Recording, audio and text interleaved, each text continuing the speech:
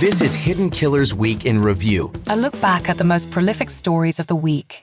Behind every locked door is a story waiting to be uncovered. This is Hidden Killers with Tony Brueski, featuring psychotherapist and author Shavaun Scott.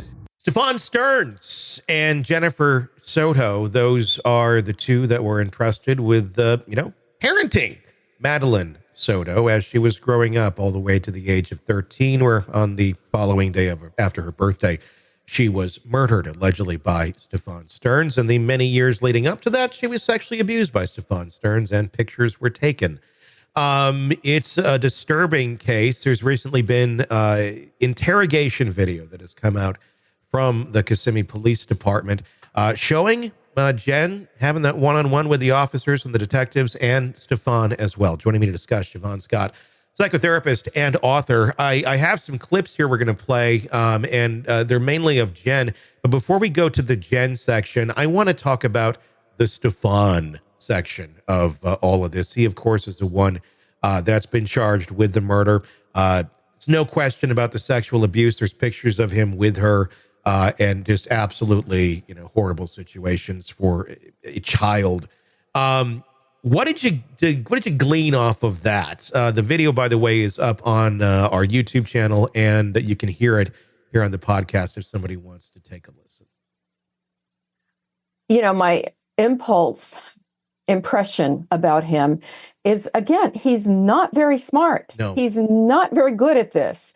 And he really thought that his attempt to wipe his phone, do a factory reset on his phone, that was going to eliminate all the material that he had stored on his phone. He's stupid, but also very narcissistic, that he really thought he was going to get away with this. A very sloppy, horrid crime. And, apparently he had manipulated his way through life enough with other people who weren't really holding him accountable that he thought he was going to get away with it.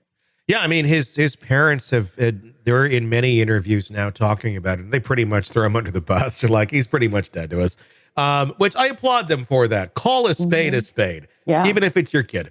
And it's just shocking. I mean, this guy seems to have always kind of been, an idiot. Of course, there was a traumatic brain injury, supposedly at a young age, being run over by a vehicle, I believe, twice, which, that could cause some damage.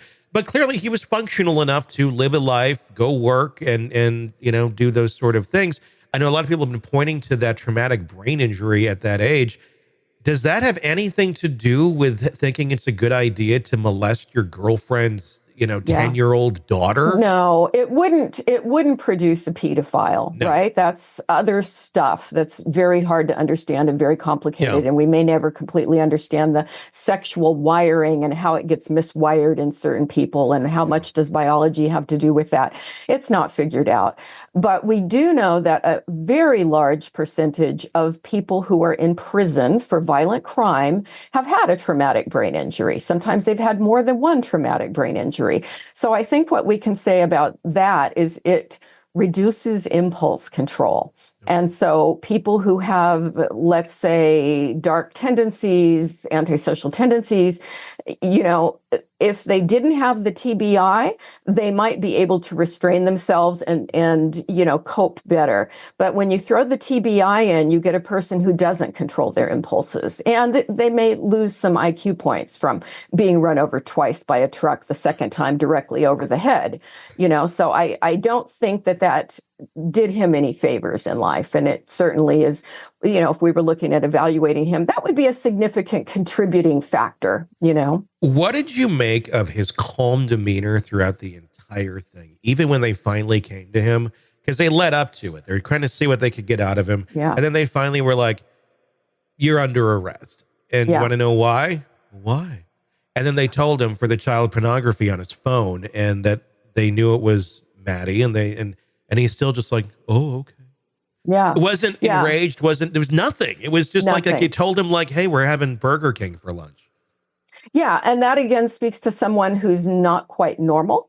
Yeah. You know, there's just so much that's off about this guy, but he's highly manipulative. You know, he did try to come up with a response for everything they asked him, Yeah. but they were not believable responses in any way. But he didn't seem to have a clue about that. The only time I saw his mood change was after the handcuffs and when he was being photographed. Yeah. And then it looked like he was having kind of this, oh shit look, you know, Yeah. like this, I didn't pull it off this time. Yeah, clearly he was caught. It's a disturbing video. You're neck deep in a dark, twisted tale, and just as the tension peaks, bam, a commercial about some miracle diet pill breaks the spell. It's like finding a fly in your soup after the first bite. But here's the fix. True Crime Today Premium Plus on Apple Podcasts. You get to enjoy your crime stories without the junk. Ad-free episodes, extended interviews that go beyond the surface, and early access to all the gruesome details. It's like swapping out a can of cheap beer for a glass of fine whiskey. So search for True Crime Today Premium Plus on Apple Podcasts. Subscribe and keep the darkness flowing uninterrupted.